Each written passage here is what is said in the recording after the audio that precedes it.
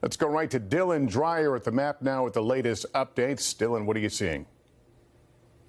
Lester, we are seeing a lot. The tropics are very active, and we're going to first start with Hurricane Fiona, which is still a Category 3 storm at this time, but it's expected to weaken as it moves through eastern Canada. Winds are still up to 125 miles per hour, and even though it's weakening, we could still see wind gusts up to 70 to 100 miles per hour and perhaps as much as 10 inches of rain.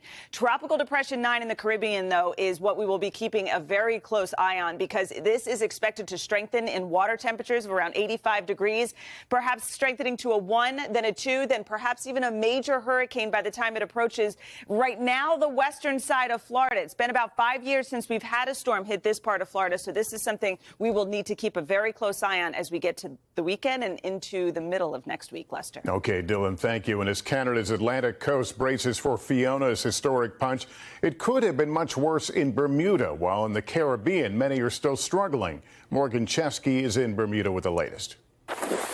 Tonight, Fiona's wrath far from over. The deadly storm battering Bermuda early this morning, unleashing its now infamous winds on the small island, sideswiped by the powerful hurricane overnight. This is the worst we've seen so far for Fiona, even though it is about 100 miles to the west of us.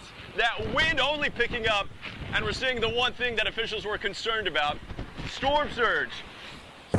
Wind gusts topping 90 miles an hour knocked out power to nearly half the island. Dee Furbert surprised by the power of the glancing blow. The rain, the wind gusts, which was swirling and circulating, that's when I knew it was real. Remarkably, on the island of more than 60,000 people, officials stress no one was hurt. Was Bermuda prepared for this one? Most definitely. National Security Minister Michael Weeks credits Bermuda's building code, requiring structures to withstand 110-mile-an-hour winds. We may have lost 2 or 3, maybe 4 roofs, and when I say roofs, are just parts of them. The now Category 3 hurricane churning north in the Atlantic towards Canada. NBC's Maggie Vespa is there. Here in Halifax, Nova Scotia, fear is mounting. This normally packed boardwalk completely empty. Officials are shutting it down tonight. And ferries, public transit here, they're also planning to halt service. This as people stock up on water, non-perishables, utility companies calling for all hands on deck, expecting massive outages. Given Fiona's historic strength and size, as the mayor put it, if you're scared, you're smart.